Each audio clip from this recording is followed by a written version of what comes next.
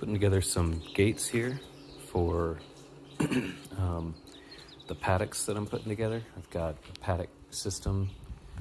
I'm breaking my pastures up into 21 roughly equally sized paddocks.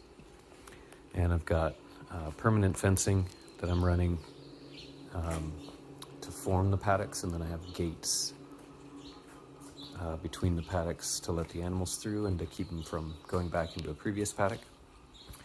So all this animal panel was left by the previous owner of this farm, and I'm repurposing it. So I've got this pretty sizable 16-foot gate that I'm building right now. It's just one panel that I'm standing up and tying up to the fence posts for the paddock. So it's not really a gate in the traditional sense, but it's serving as a gate for the animals. And I'm using the Harbor Freight MIG welder, Chicago Electric. What's the official designator here?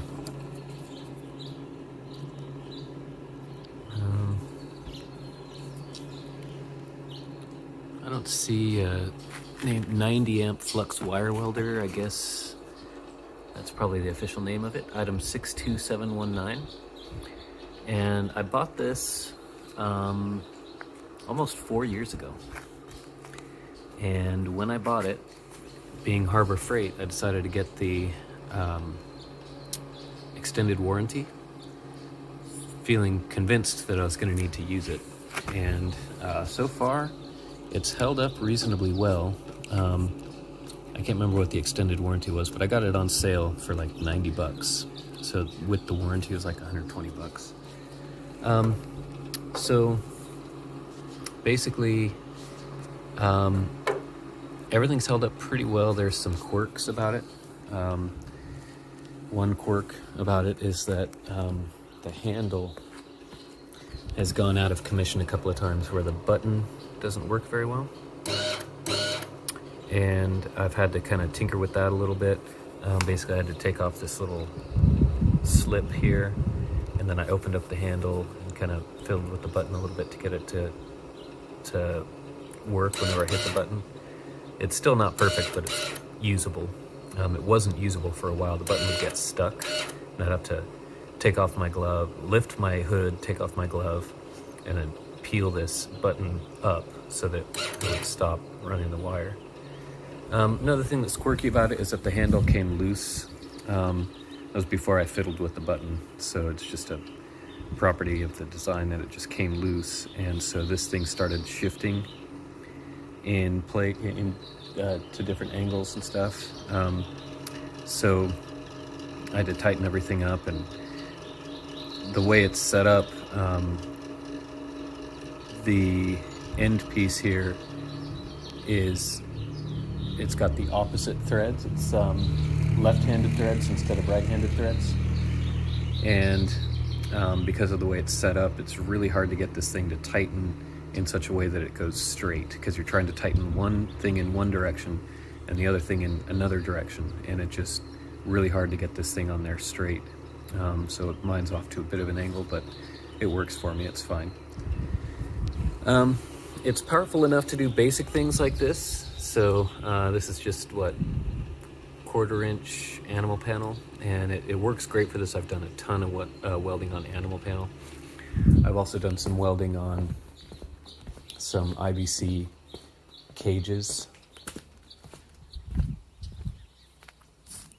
And for this, it's pretty thin metal, so it penetrates really well. I mean, I had a couple of blowouts here where it actually blew through the metal. This is super thin metal, so it shouldn't come as any surprise.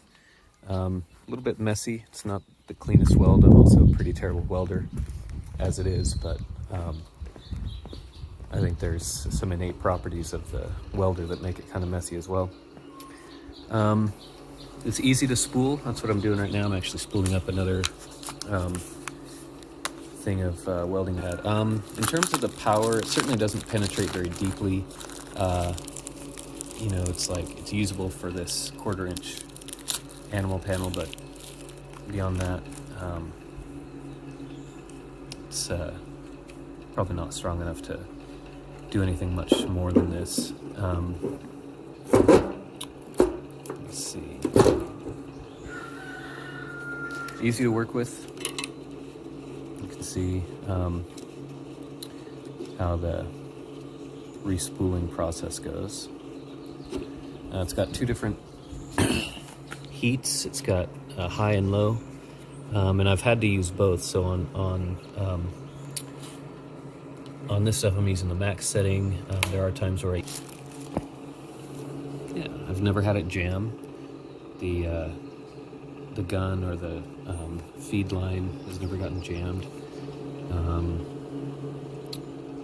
I've only had to replace the tip on it once. I'm sure I should probably do that again. I've got more tips that are just sitting there waiting to be used, but I've only replaced it once, and still fires up pretty much without problems. I rarely have to clean metal. Usually, even if the metal has some rust on it, I can still get it to fire up. So yeah, this was basically the reason I got this welder was as a way to determine if I needed a welder. I also don't have 220 in my barn, so now that I know that I really use a welder a decent amount, the next one after this one craps out will be a more heavy-duty one. I'm not sure what kind. I know Lincoln is good. I'll look into those probably, but I'll also probably get a 220 welder as well and rewire my barn to have a 220 outlet. Because yeah, it turns out I use the welder quite a lot, and they're very, very useful. And I love how it's just permanent. You know, you weld something once, and even if it's a shitty weld, like I'm a pretty shitty welder, it's just permanent. You know, you don't have to think about it. I found this wire to be pretty good in terms of its durability. Basically, anything that breaks on my welds is usually around the weld and not at the weld itself. So that's pretty nice that it's quality enough that it's not the weld that's going to break, it's what's around the weld. Yeah, I think that's pretty much it. So. Anywhere in the world, and I'm sure especially Yeah, thank you, Luke. Pleasure talking to you. I love talking about it. I love chickens. I love babies. So the combination of it all is fantastic. great. Well, there it is. I want to thank Nick again for coming on the podcast. Last month, I got to meet him and his farm production manager, Jovenel Canold. They're doing really cool things in just 3 years of production, and I hope you'll check them out at newrootshaiti.org, familyfarm.com. That's INFO. grossfamilyfarm.com. Gross spelled GROS. Shoot me an email. I'd love to hear from you.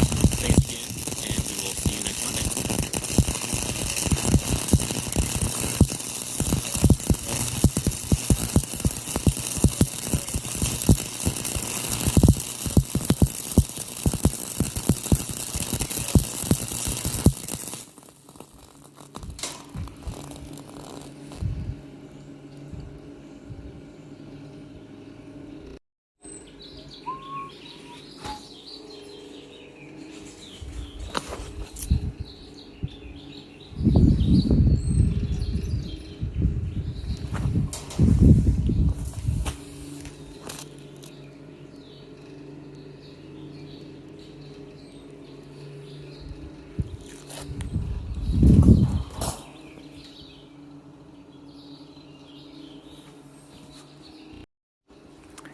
Anyway, so